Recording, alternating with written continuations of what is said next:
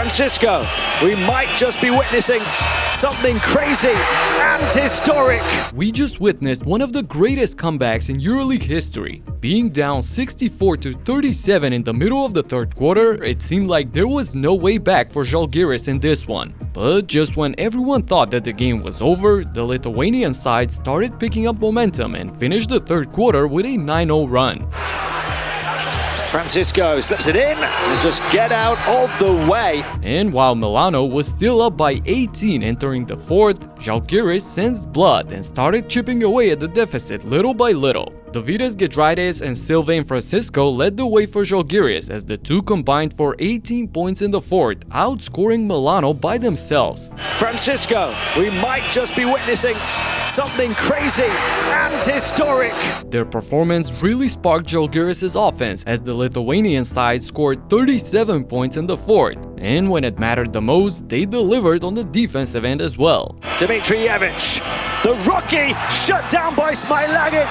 It wouldn't fall either for Bolmaro, but a whistle. And despite getting a chance at tying the game, things were simply not going in Milan's favor as Leandro Bolmaro split the two free throws with 18 seconds remaining. And with Giedraitis making his two free throws, Armani had one last chance to send the game into overtime. But Brooks could not hit the contested three-pointer. Hands it off.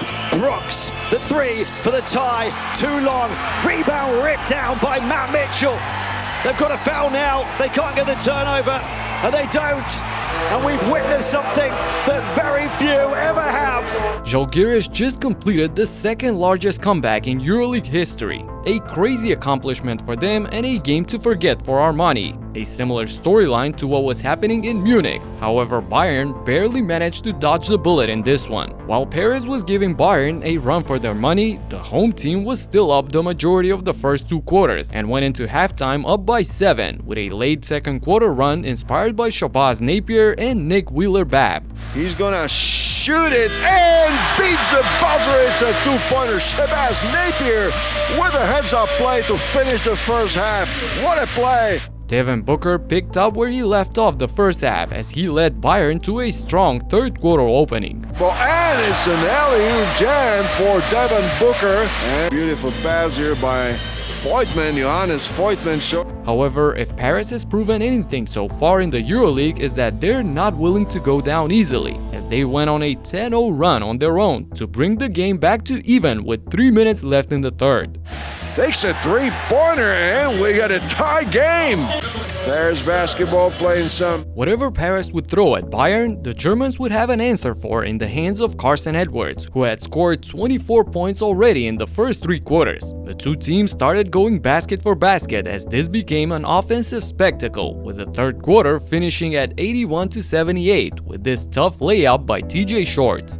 Drives to his left and lays it up and in. What a high-arching shot. With both teams already in rhythm, the fourth quarter became a three-point shootout to see which team is hotter. Bayern entered the last 2 minutes up by 5, and with the energy from the crowd, it seemed like they would seal the deal in this one. But TJ Shorts had other plans. Offensive rebound number 3, all of them in the fourth quarter. TJ Shorts blown by. However, Shabazz Napier had a message to send to Paris, and he delivered it on the very next play. It's Napier with the long-distance ball. While Shabazz was a key factor for Bayern during this game, he failed to ice the game with this three-pointer, which opened up the break for a Tyson Ward 3 on the other end to cut Bayern's lead to just 2. Malcolm with the three-pointer. No, it was Tyson Ward number 3. Just showing what they're made of.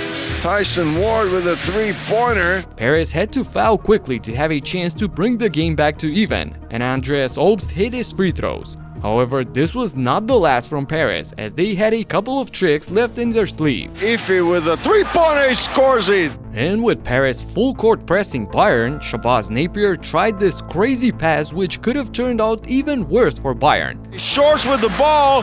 He's trying to draw the foul. He goes inside, but he misses. TJ Shorts misses a potential game winner.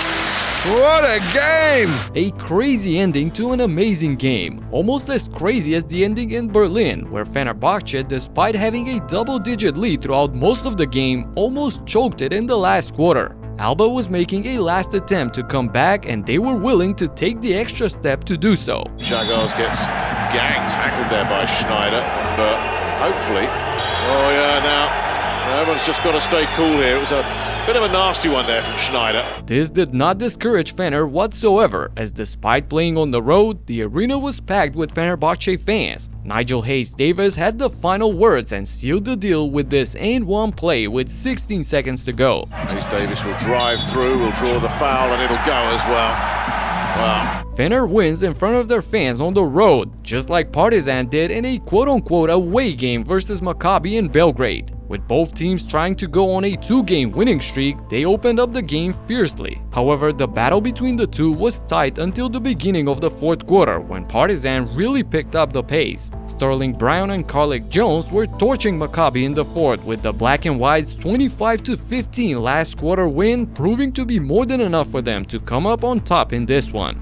Carly Jones, flat pass, finds Sterling Brown, who drives edge of the lane looking for room. Oh, remarkable bucket from Sterling Brown! Partizan now sits at a 2-2 record, just like Real Madrid, who improved their record in a rematch from last year's final. The game started with Real jumping to a quick 8-0 lead, which proved to be essential for the outcome of the game, as both teams were going run for run throughout the remainder of the game. However, another strong run by Real at the beginning of the second half was needed for them to take charge, as they did just that. While Pau were trying to make things tough for Madrid, their game plan was being executed to absolute perfection, with another masterclass from Facundo Campazzo, who was orchestrating Real's offense to 15 total three-pointers and only 14 turnovers. Panathinaikos tried one last push in the fourth quarter, but Real's players are simply too experienced to choke away a 12-point fourth quarter lead, as they get revenge for last season's final loss. Another completely chaotic night in the EuroLeague, full of wild events, and just yesterday we highlighted the craziest moments so far this season, so you gotta check out this video right here.